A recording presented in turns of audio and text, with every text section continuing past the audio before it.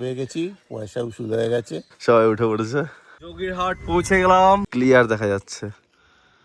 এই যে তো লাঞ্চ কমপ্লিট হয়ে গেল, এখন আমি নিয়ে যাচ্ছি এনজিপি তে। তো স্যার ম্যামদের কাছ থেকে ফিডব্যাকটা জেনে নেই, টোটাল ট্রিপটা কেমন হয়েছে। আমরা বাবার সাথে এই নিয়ে 5th টাইম ট্যুর করছি। প্রত্যেকটা ট্যুর হয়েছে অসাধারণ। ট্যুর প্রোগ্রাম, ট্যুর প্ল্যান করা সবটাই অনবদ্য। আর যা যা হোটেল সিলেক্ট করে দিয়েছিল সত্যি অসাধারণ, নিট অ্যান্ড ক্লিন। আজ আমরা সকাল থেকে মোটামুটি 3-3.5 ঘন্টার ওপর আমরা কাঞ্চনজঙ্ঘা ক্লিন দেখেছি।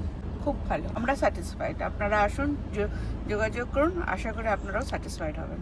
খুব ভালো লাগলো আজকে বাবাইয়ের সাথে এই ট্যুর প্রোগ্রামটা করে। আমরা বাবাইয়ের সাথে অনেক ট্যুর প্রোগ্রামই করেছি, প্রত্যেকটা ট্যুর প্রোগ্রামেই ওর অনবদ্য, এবং তাছাড়া ওর হচ্ছে ছবি তোলা এবং ভিডিও ফটোগ্রাফি ফ্রি। ওটা পেলে এত সুন্দর ফটোগ্রাফি আর ভিডিওগ্রাফি কেউ করতে পারবে না। আপনারা অবশ্যই ওর সাথে যোগাযোগ করে এই সিকিম, দার্জিলিং, ডুয়ার্সের ট্যুর প্রোগ্রাম যা আছে অবশ্যই ওর সাথে বিভিন্ন জায়গায় প্রোগ্রাম করবে। সবকিছু অ্যারেঞ্জমেন্ট ওই করে দেবে, সবকিছু খুব ভালো। ওকে স্যার, ওকে। ওদিকে যা বলার সব বলে দিয়েছে। আমরা এখন বেরিয়ে যাচ্ছি, আবার দেখা হচ্ছে নেক্সট ব্লগে। সঙ্গে থাকুন ভিডিওটির, আর যদি ভালো লেগে থাকে লাইক, কমেন্ট এন্ড শেয়ার করে দিন। হ্যালো গাইস, ট্যাক্সি ড্রাইভার ব্লগে আপনাদেরকে স্বাগতম। তো সকাল থেকে আমরা একটাই জিনিস দেখে যাচ্ছি, সেটা হচ্ছে কাঞ্চনজঙ্ঘার ভিউ। অনেক দিন ধরেই আমি পাহাড়ে আসছি টুরিস্টদেরকে নিয়ে, এর অত সুন্দর ভিউ আমি দেখতে পাইনি। লাস্ট আমি দেখেছিলাম জানুয়ারি মাস কি ডিসেম্বর মাসের দিকে। দেখতে পাচ্ছি সাদের কপালটা অতটাই ভালো। দুদিন হলো এখানে আসা, তো আজকে আমাদের লাস্ট ডে। তো লাস্ট ডে দিনে যে অত সুন্দর আমরা দেখতে পাবো দৃশ্য, মানে ভাবা যাচ্ছে না। হোমস্টে থেকে ডাইরেক্ট আমরা দেখতে পাচ্ছি একদম। হ্যাঁ, আর হোমস্টেটা অত সুন্দর লোকেশনে যে এখানে বসে কাঞ্চনজঙ্ঘা আর পাহাড়ের অত সুন্দর ক্লাউড ওয়েদারের মানে দৃশ্যটা খুব, মানে চোখ তাকালেই সারাদিন মনে হচ্ছে যে তাকিয়েই থাকি এক কাপ চায়ের সাথে। কি ম্যাডাম? ম্যাডাম তো খুব খুশি। সূর্য উঠেছে আর এই সাইডটা পুরো গোল্ডেন পাহাড়ের মতো লাগছে। তো আজকে আমরা ফিরে যাচ্ছি ব্রেকফাস্ট করে। তো ব্রেকফাস্টে আছে পুরি, ডিম মামলেট আর ঘুগনি। খাবারটা খুব ভালো এখানে হোস্টেলে, খুব ভালো হয়েছে। হ্যাঁ, কি চামচ যেটা পছন্দ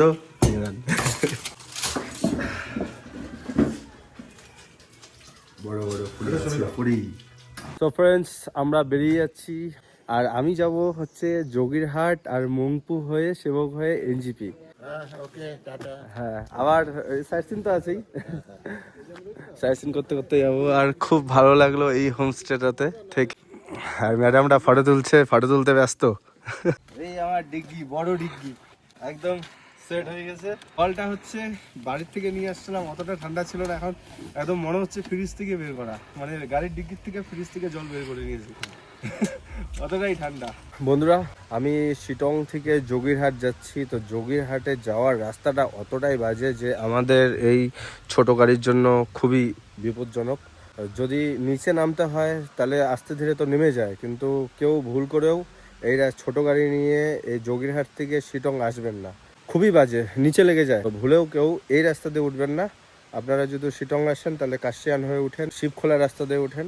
আর বেশিক্ষণ নেই, আমি যোগীরহাট পৌঁছে যাবো। হচ্ছে যোগীরহাট ব্রিজ। খুব সুন্দর জায়গায় নিয়ে এসছো বাবাই, তুমি দারুণ জায়গা, খুব ভালো জায়গা। ফটো কিন্তু বাম্পার আসছে এখান থেকে, এই নদী। আমরা এখন যোগীরহাটে আছি, যোগীরহাটে ব্রিজের উপরে, খুব সুন্দর জায়গা। হ্যাঁ, সিনসিয়ারি খুব ভালো, দারুণ লাগলো জায়গাটা। ফটো তুলতে ইচ্ছা করছে তো, ফটো তোলার জন্য খুব ভালো সুন্দর একটা প্লেস ফ্রেন্ডস। আর হাওয়া চলছে, আর পাশে নদী, আর অতটা গরম নেই, কিন্তু হাওয়ার জন্য ভালো লাগছে জায়গাটাতে থাকতে। পৌঁছে গেলাম মংপুতে, রবীন্দ্রনাথ ভবন মংপু। আর এইখান উপরে আছে ট্রি হাউস। ট্রি হাউসটা খুব সুন্দরভাবে করা আছে, ওই যে উপরে, ওটা বুকিং হয় কিন্তু। হ্যাঁ, ভিতরে ক্যামেরা অ্যালাউ নেই, তা আপনারা ঘুরে আসুন, আমি দাঁড়িয়ে আছি।